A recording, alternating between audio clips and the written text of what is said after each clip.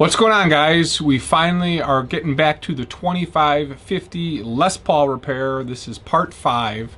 I am doing an in-depth repair on this, sharing all my little wins and failures. And this being hard flame maple, really struggled doing the repair I've done on mahogany, because as I went in and routed these channels, get a little bit of chatter on that bit, and had to include a couple more divot replacements to get this looking right. So let's get into the video and show you how I did it.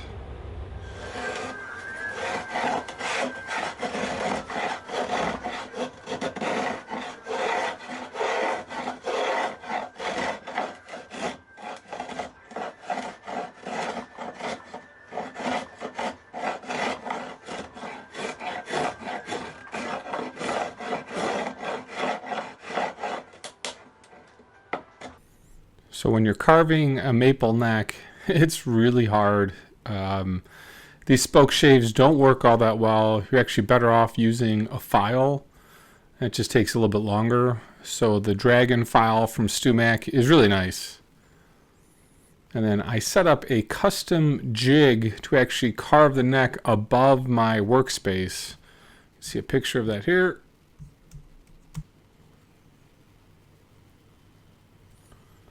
I do like this spoke shave. It does help a little bit, but really the jig propping the neck above the table is a really, really nice tool. Built that specifically for the neck this time. I've carved a million necks, it feels like, and this one needed this special jig. Lots of filing.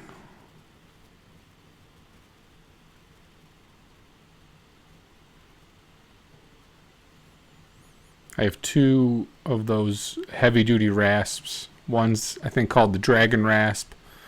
Can't remember what the other one is. One's smaller, one's bigger. Both really nice tools.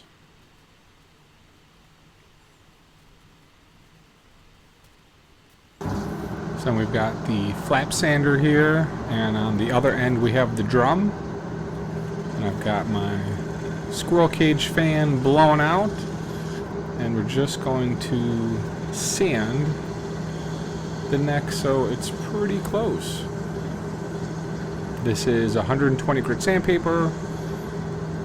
The drum is inflated, so you get a little bit of pressure on there. And outstanding tool. I did a review of this tool on my channel earlier. I'm sure none of you saw it, but this tool is fantastic. Got to be careful that you don't sand too much on one side, and just go back and forth. Get a nice feel.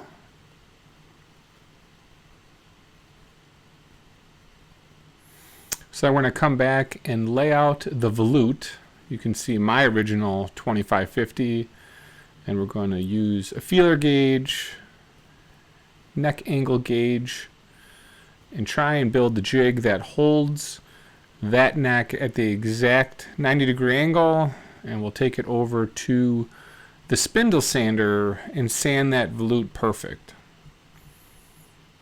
Didn't think I'd have to do that for this, but then realized as I was working through it, it needed that more accuracy than what I was thinking in my head. So we'll cut this up. We're using pine for the jig.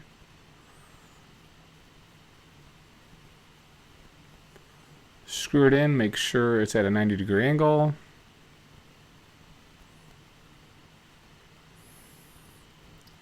Lots of double checking on this. I think the first set of holes I drilled was wrong.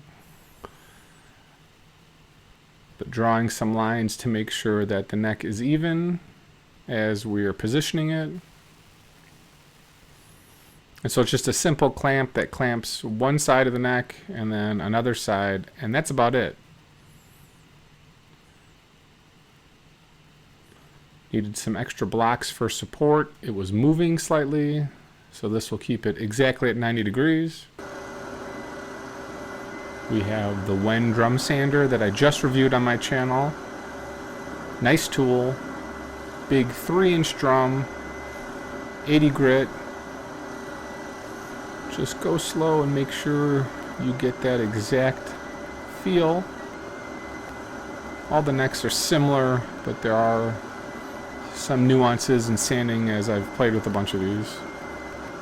We swap out the drum for a slightly smaller drum, that way we can get the curve a little bit more exact. And then next up here, we're going to finalize the repair. Still had a couple spots I didn't like, so crazy tool time. Alright, so here's my fancy jig. It's got a hinge on the back, a skill saw on the top, 2 pieces of wood so that it opens and closes and it drops the saw blade in the exact spot that I need repaired. This maple is really hard, and so I'm getting too much chatter as I'm routing it. I've got the neck clamped down here. It's lined up in the perfect spot. So all I'm going to do is turn it on and then just lower this down and pick it up, and that's it.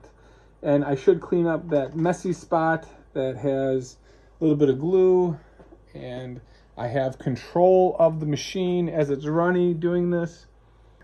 The neck is clamped down here, and then there's a clamp running across the back that keeps it from moving, so as I drop the blade in, it's not going to spit anything out. It'll probably spit a lot of dust, but we should be good.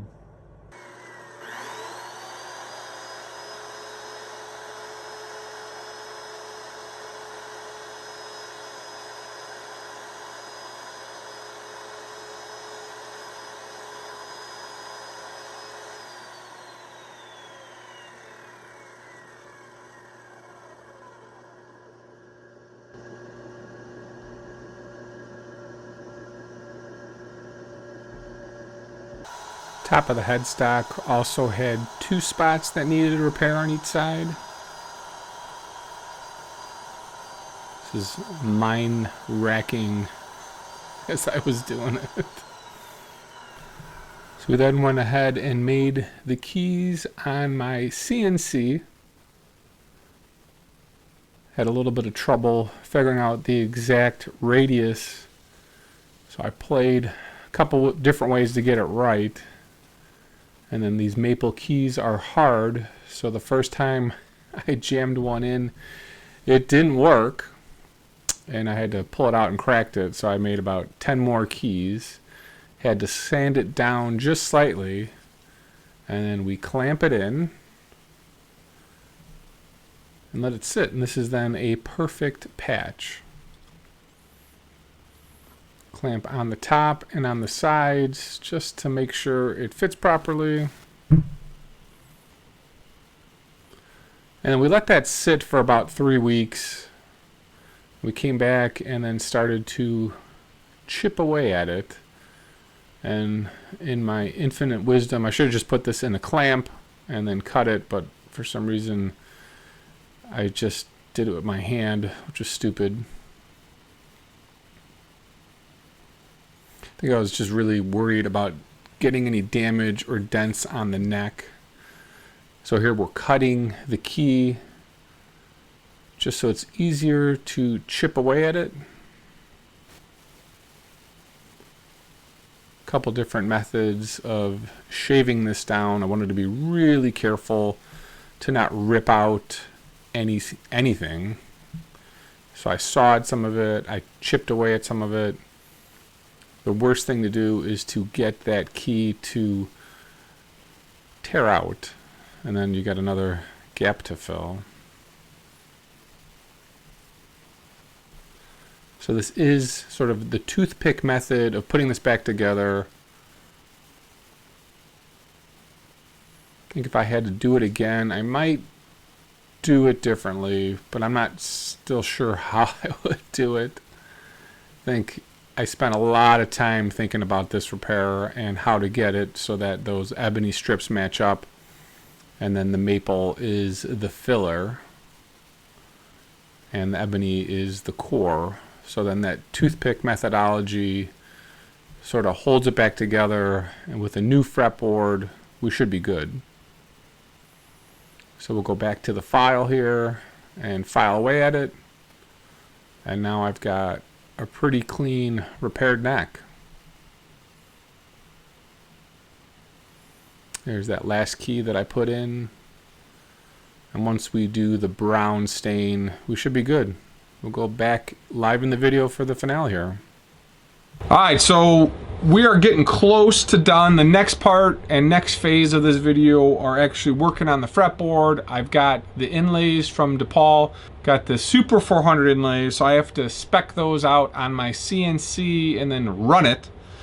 But we're getting really close. Hopefully by spring we'll get a finish on this. Way harder than I had ever anticipated. This guitar was really beat up. I wanted to save the serial number, save the headstock, save the original stamps. This is a historic guitar and I wanted to make sure I repaired it right. I'm not 100% happy with how it looks, but I wanted to keep the originalness of the guitar. The most difficult part of this repair has been trying to laminate the ebony with the maple so that it looks right. It was actually glued wrong, so having to clean all this up has been way harder than I thought. So thanks for watching, guys. We will see you in the next video.